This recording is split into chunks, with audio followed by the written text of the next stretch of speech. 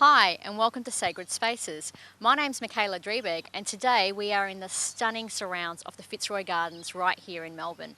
Mary Urquhart's the chair of the Heritage Council of Victoria and is going to tell us a little bit more about the history and take us on a tour of this wonderful space that we're in. Welcome, Mary. Thank you, Michaela. It's great to be here in this fabulous set of gardens on this wonderful day. It is indeed, and it's a chilly autumn morning, but the sun is out and the gardens are looking gorgeous. They are looking gorgeous, and in fact they've had a little bit of rain, so they're all their thirst has been quenched and they're looking very much their best.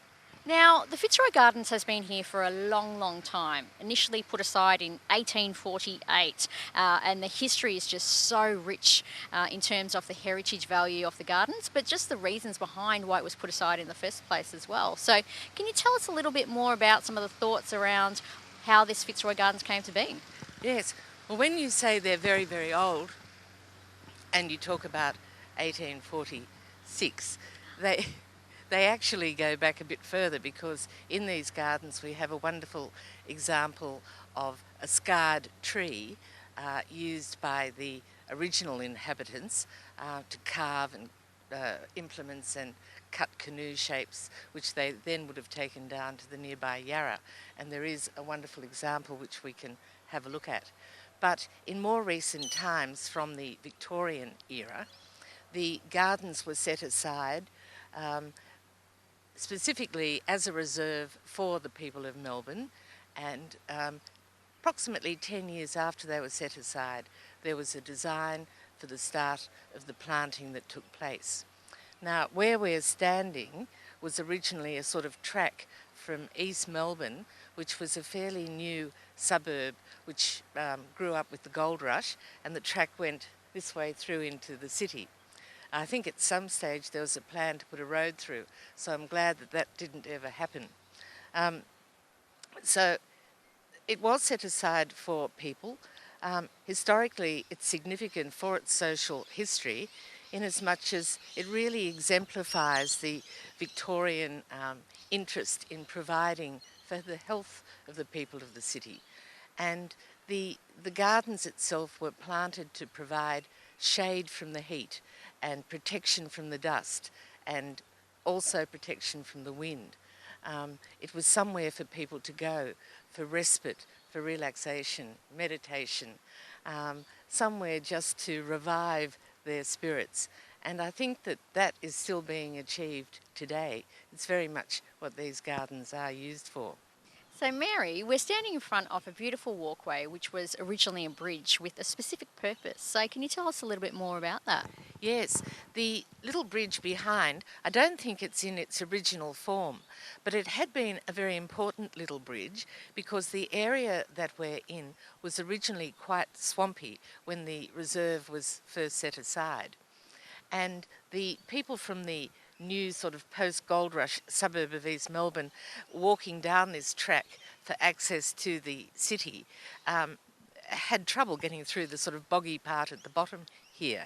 And so the first bridge was built to help them get across without, I suppose, muddying the hems of their skirt or their capes or their shoes or their boots.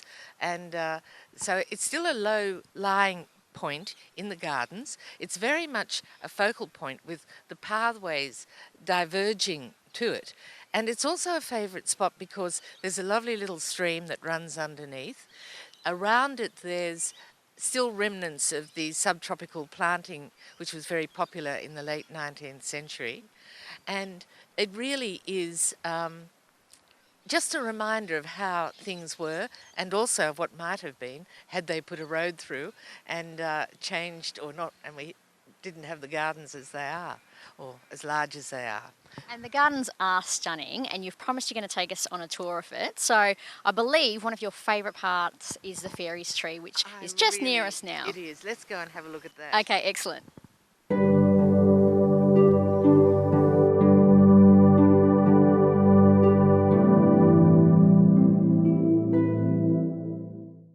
So I remember this as a little girl, and I know lots of little girls that love it as well, but obviously it's a favourite of all ages. So tell us a little bit more about the Fairies Tree. This tree was carved as a gift to the children of Melbourne and made for the fairies, so that the fairies would always have a home to go to. I think the philosophy behind it was that Miss Combe wanted to create something that would always bring peace and happiness to whoever came here, regardless of how weary or heavy their heart was. And it has just so many wonderful images. There's a koala with a little baby on its back. There are gnomes and fairies and all sorts of creatures and birds. I think next to it there's a very big, or one or two big kookaburras, but next to it there's a wonderful little imp who's crying, and there's great big teardrops that you can see. I think he's my favourite. Why is he your favourite? I think you can relate to a little imp who's crying if you're a child and even if you're a grown up. So there's something there for everyone.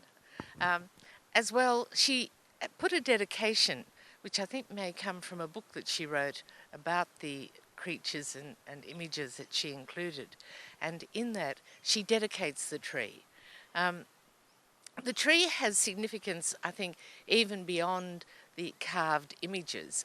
I understand that when she was looking for a tree to carve in, or she had the idea initially from a tree which is called the elfin tree, I think, in Kensington Gardens in the UK. And she was looking for a tree that she could use for the purpose. And I think there were two choices, this tree and the scarred tree, which I may have mentioned. But of course, it was sacred to the Aboriginal people and the Wurundjeri tribe. And so this was the tree that was chosen.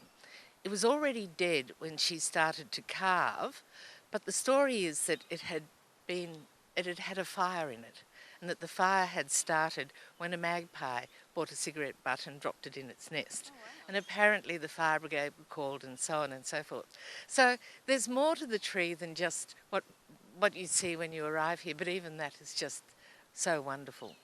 It absolutely is. And they have entertainment around here as well, again, for people of all ages. Well, they do, but always that was part of what was in the gardens, a bandstand, which was very popular in its day. I think nowadays, although I don't know that it's used as a bandstand, but there are concerts, of course, which are put on in the gardens. It's certainly a favourite of mine. I love coming to the sunset concerts here. I've come to breakfast at the pavilion that we have here as well. And I remember as a child not only loving the Fairies Tree, but Cook's Cottage as well. And I'm dying to see if it's exactly how I remembered and as small as I remembered. I know that it's small because I have a little niece who, when she first went there, climbed into his bed, and we were all terrified that we would be thrown out by the keeper of the cottage. Well, let's go take a closer look then. Great idea.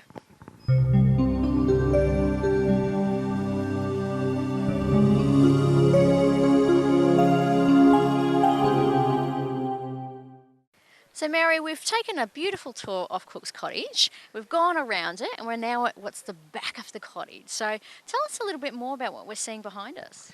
Well, it's really interesting to come out the back of the cottage because there is an added 18th century, or example of an 18th century garden or sort of vegetable garden, which in itself is interesting from a heritage point of view, including the sort of plants that have been put in there.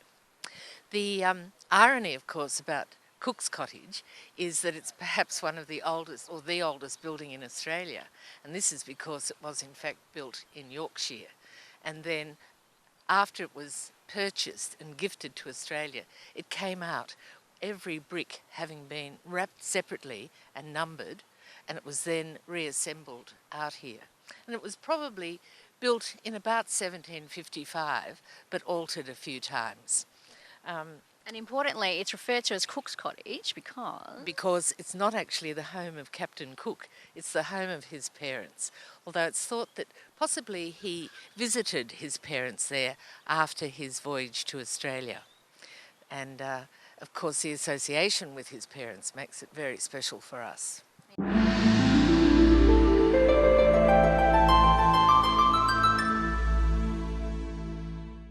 Mary, here we are at the Visitor Centre, which hasn't always been in this location. It was built in 2014 along with the new gardens that are just behind you as well. So can you tell me a little bit more about this?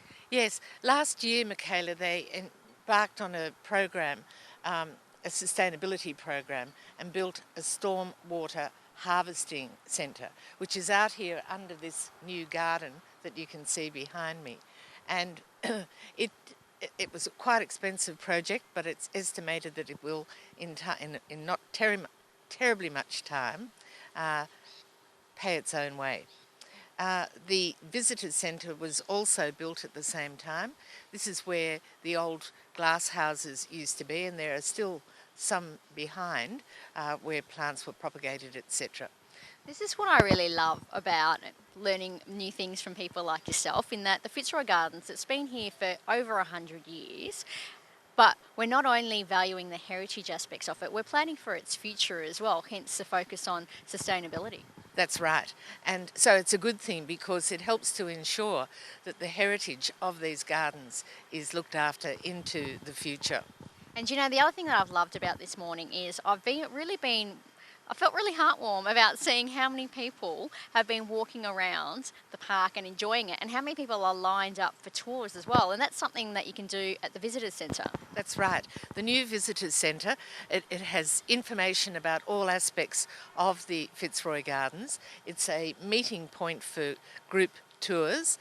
There's also a very nice coffee shop. There's probably the coffee sign behind us. And it's all sparkling new and inviting. And a tram coming behind us as well, so easily accessible. May the doors open and allow the beautiful perfume and the sound of the birds to filter in and make those people on their way into town feel relaxed. Now, Mary, we've covered a lot of things today, but we've only just scratched the surface. So if you could choose a sacred space, a favourite place within the Fitzroy Gardens, what would it be? It's funny, there are so many places, and we haven't really looked at the conservatory very much. And there's also a statue, I think it's called Meditation, at the front of the conservatory.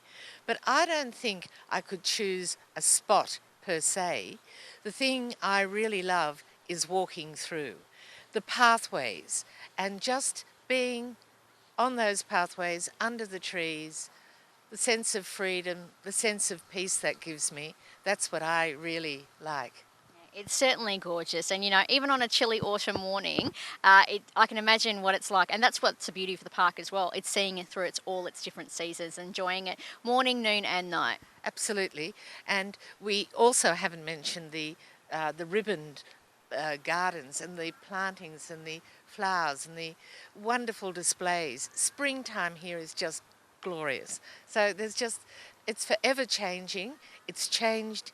There have been layers over the years since it first came into being, and it continues to change and adapt and offer enjoyment. Well, I've really enjoyed our tour today. If anyone else is interested in coming along and having a closer look and learning more about the heritage and plans for the future, they can come along too and go to the Visitors Centre as a good starting point. Absolutely. Thanks for showing us around today, Mary. I really appreciate them. Thank you, Michaela. I've enjoyed it. My name's Michaela Dreberg. You've been watching Sacred Spaces, and we'll see you next time.